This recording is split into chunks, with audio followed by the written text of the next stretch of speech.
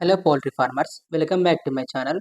ఈరోజు మనం EC poultry ఫామ్కి కన్స్ట్రక్షన్కి ఎంత ఖర్చు వస్తుంది, లోన్ ఎలా అప్లై చేయాలి, ఏ కంపెనీతో మనం టైఅప్ కావాలి, ఈసీ పౌల్ట్రీ ఎక్విప్మెంట్స్ ఏ కంపెనీ ప్రొవైడ్ చేస్తుంది, దాంతోపాటు 24,500 చిక్స్ షెడ్కి ఎక్విప్మెంట్స్కి ఎంత ఖర్చు వస్తుంది ఈ వీడియోలో తెలుసుకుందాం.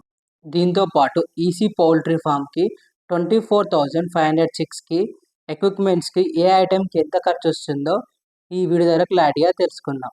ప్రజెంట్ అయితే మనకు మార్కెట్లో ఎలా అంటే ఏషియన్ పౌల్ట్రీ వాళ్ళ ఎక్విప్మెంట్స్ అయితే చాలా బాగా ఉంటున్నాయి. అది ప్రైస్ కూడా చాలా రీజనబుల్గా ఉన్నాయి.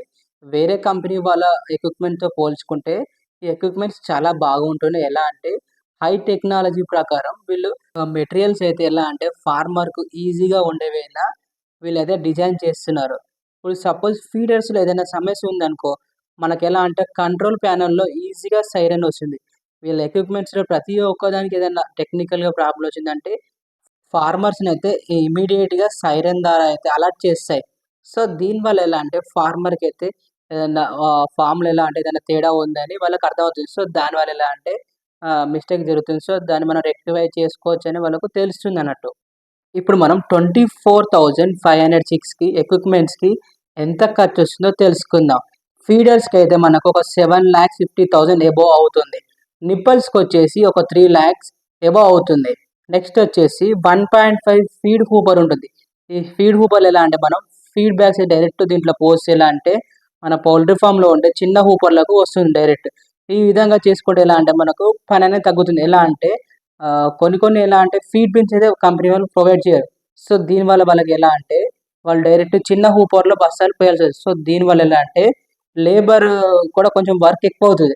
అదే డైరెక్ట్ ఫీడ్ బిన్లో పోస్తే ఎలా అంటే వాళ్ళకు కూడా వర్క్ అనేది ఈజీగా అయిపోతుంది. ఎందుకంటే ఒకేసారి బస్తాలు మనం ఈజీగా ఫీడ్ బిన్లో దించుకుంటే 1.5 టన్ దాకా ఫీడ్ దాంట్లో పడుతుంది. సో ఒకేసారి పని అయితే అయిపోతుంది మనకు.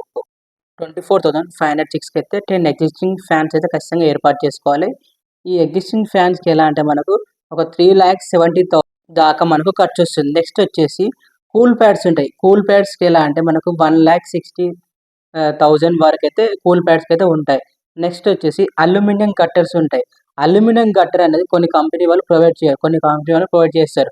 అల్యూమినియం గట్టర్ పెట్టుకుంటే మనకు కూల్ ప్యాడ్స్కి అయితే చాలా సెక్యూరిటీగా ఉంటుంది. ఎందుకంటే మనకు వాటర్ అనేది ఒక యూనిఫామ్లో వెళ్తుంది. సో దానివల్ల అంటే కూల్ ప్యాడ్స్ అనేది లైఫ్ అనేది ఎక్కువ ఉంటుంది. సో ఖచ్చితంగా మీ ఈసీ పౌల్ట్రీ ఫామ్లో అయితే అల్యూమినియం గట్టర్ అయితే ఏర్పాటు చేసుకోండి. అల్యూమినియం గట్టర్ ఏర్పాటు చేసుకుంటే కూల్ ప్యాడ్స్కు చాలా సెక్యూరిటీ ఉంటుంది. ఎలా అంటే దాని లైఫ్ స్పాన్ అనేది ఎక్కువ ఉంటుంది.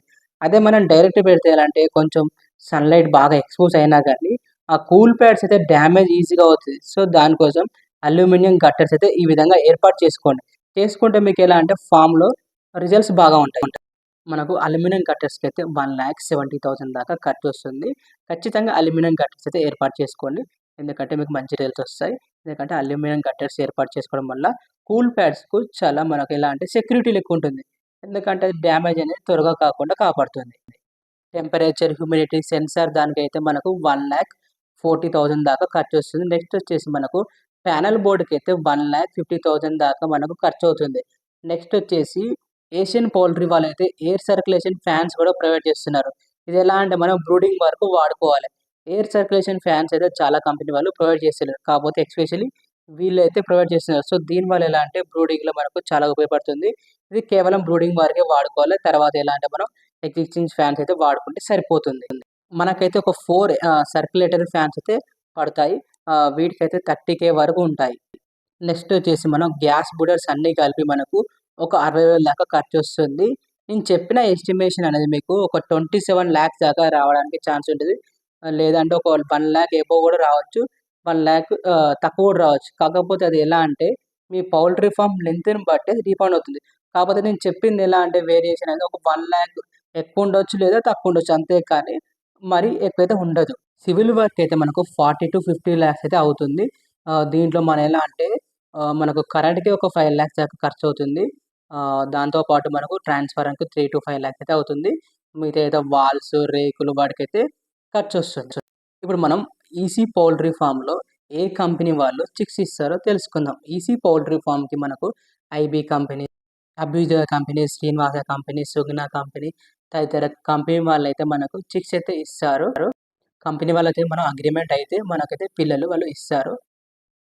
ఇప్పుడు మనం బ్యాంక్ లోన్ ఎలా అప్లై చేసుకోవాలో తెలుసుకుందాం. బ్యాంక్ లోన్ అప్లై చేసుకోవాలంటే ఖచ్చితంగా మనకైతే ప్రాపర్టీ అనేది ఉండాలి. ఇప్పుడు సపోజ్ మీరు ఒక 50,00,000 లోన్ అప్లై చేసుకోవాలనుకో దానికోసం ఖచ్చితంగా మన ప్రాపర్టీ వాల్యూ అనేది ఒక 1,00,00,000 దాకా ఉంటే మనకు 50,00,000 అయితే ఈజీగా వస్తుంది. ఎందుకంటే వాళ్ళు మన ప్రాపర్టీలో 50% మనకు లోన్ ఇస్తారు.